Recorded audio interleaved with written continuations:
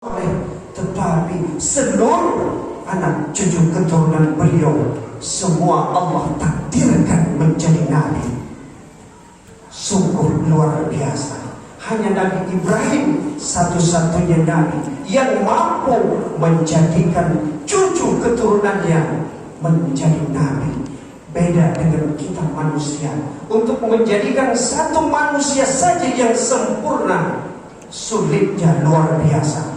Kadangkala wujudnya saja berbentuk manusia, tetapi hati dan akhlaknya busuk penuh dusta. Ma'asyiral muslimin, sidang jamaah salat Aidil Adha yang dimuliakan Allah Subhanahu wa taala. Allahu akbar, Allahu akbar, Allahu akbar, walillahil hamd. Bapak Ibu sidang jamaah salat Aidil Adha yang dimuliakan Allah Subhanahu wa taala. Yuk, mari kita lihat potret kehidupan keluarga Nabi Ibrahim alaihissalam. Nabi Ibrahim adalah seorang ayah yang punya keyakinan kuat terhadap keesaan Allah Subhanahu wa taala, tunduk dan patuh atas perintah dan ketetapan Allah untuk dirinya dan keluarganya. Beliau rela mengorbankan semuanya, harta, tahta, jiwa dan raga, bahkan anaknya sekalipun beliau korbankan atas dasar perintah Allah Subhanahu wa taala. Siti Hajar, istri tersayang Nabi Ibrahim, wanita soleha, perempuan hebat, ibu mandiri yang berjuang sendiri di saat Nabi Ibrahim pergi karena perintah Allah Subhanahu wa taala. Mereka ditinggalkan di lembah bukit yang tandus, gersang panasnya luar biasa.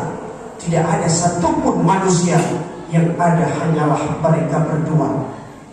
Ketika bekal mereka habis, Siti Hajar harus pergi naik bukit, turun bukit, naik bukit, turun bukit. Siti Hajar harus pergi dari bukit Safa ke Marwah, Marwah ke Safa sebanyak 7 kali untuk mendapatkan setetes air sebagai sumber kehidupan yang akan diberikan kepada anaknya Nabi Ismail alaihissalam. Tetapi Siti Hajar tidak sedikit pun mengeluh kepada Allah Subhanahu wa taala karena beliau yakin bahwa ini adalah bagian dari rencana dan skenario Allah Subhanahu wa taala. Hidup tidak ada yang mudah, semuanya butuh pengorbanan, pengorbanan besar untuk mencapai sebuah kesuksesan besar. Walaupun kesuksesan besar itu ada di depan mata kita, Allah takdirkan ternyata air yang keluar tepat di kakinya Nabi Ismail alaihissalam yang kita kenal sekarang, yaitu air Zam-Zam. Lalu Bapak Ibu sekalian, coba kita bayangkan, bagaimana kalau seandainya posisi kita sama dengan posisi Siti Hajar pada saat itu? Bagaimana posisi ibu? Apa yang akan ibu lakukan? Ditinggalkan pergi oleh suami bersama seorang bayi yang masih kecil. Apa yang akan ibu lakukan kalau sekarang? Saya yakin, yakinnya pasti ibu-ibu akan speak up di media sosial, akan share video di media sosial dengan tulisan suami dengan tega meninggalkan anak dan istrinya di tengah kesunyian. Dia lebih memilih jalan Allah ketimbang memilih untuk menjaga kami. Captionnya di bawah, dasar suami tidak bertanggung jawab. Mungkin itu yang akan keluar dari Bapak Ibu sekalian. Allahu akbar, Allahu akbar, Allahu akbar, walillahil hamd. Barulah besoknya suami ibu akan viral. Viral kenapa? Viral habis dirujak dan dihujat oleh netizen Indonesia, karena netizen Indonesia adalah netizen yang maha benar. Begitulah keadaan kita sekarang ini. Kita lanjutkan Bapak Ibu sekalian.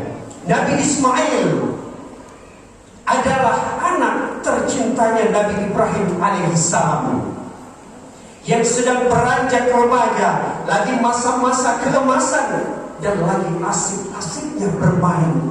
Tetapi Nabi Ibrahim telah membawa kabar duka kepada Nabi Ismail, bahwa Ismail, engkau akan dikorbankan atas perintah Allah Subhanahu wa ta'ala. Mungkin kalau hal ini kita sampaikan kepada anak-anak kita, mungkin bisa jadi anak kita akan menangis berhari-hari sampai air matanya habis.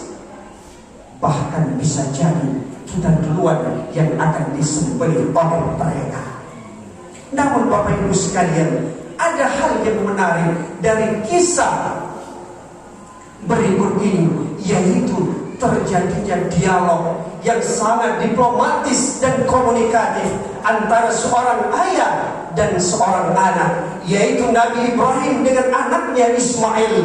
Bagaimana Nabi Ibrahim meyakinkan Ismail untuk disembelih karena perintah Allah Subhanahu wa ta'ala. Hal ini diabadikan di dalam Al-Quran, dalam surah As-Saffat ayat 102 yang berbunyi, A'udzu billahi minasyaitonir rajim. Bismillahirrahmanirrahim. Falamma balagha ma'ahu as-sa'ya qala ya bunayya inni ara fil manam inni adbahuka fanzur madza tara. Qala ya abati if'al ma tu'mar satajiduni insyaallahu minas sabirin. Yang artinya, maka manakala sampailah umurnya Nabi Ismail yang sedang bersama-sama, maka sampailah umurnya Nabi Ismail yang sedang bersama-sama ayahnya Ibrahim. Lalu Ibrahim bertanya kepada anaknya, wahai anakku Ismail, sesungguhnya aku bermimpi melihat engkau dalam mimpiku, bahwa aku menyembelihmu. Bagaimana? Coba kamu pikirkan, apa pendapatmu? Kemudian Nabi Ismail menjawab, qala ya abati if'al ma tu'mar. Wahai ayahku, lakukanlah kalau memang itu perintah Allah untukmu. Niscaya engkau akan mendapatiku menjadi orang-orang yang bersabar. Ma'asyiral muslimin, sidang jamaah salat Idul Adha yang dimuliakan Allah Subhanahu wa ta'ala. Allahu akbar, Allahu akbar, Allahu akbar, walillahil hamd. Sungguh luar biasa dialog yang sangat diplomatis dan komunikatif antara seorang anak dan seorang ayah, yang banyak pelajarannya dan dapat kita ambil pelajaran dalam kehidupan kita dengan sebuah keluarga, potret keluarga yang taat kepada Allah Subhanahu wa ta'ala.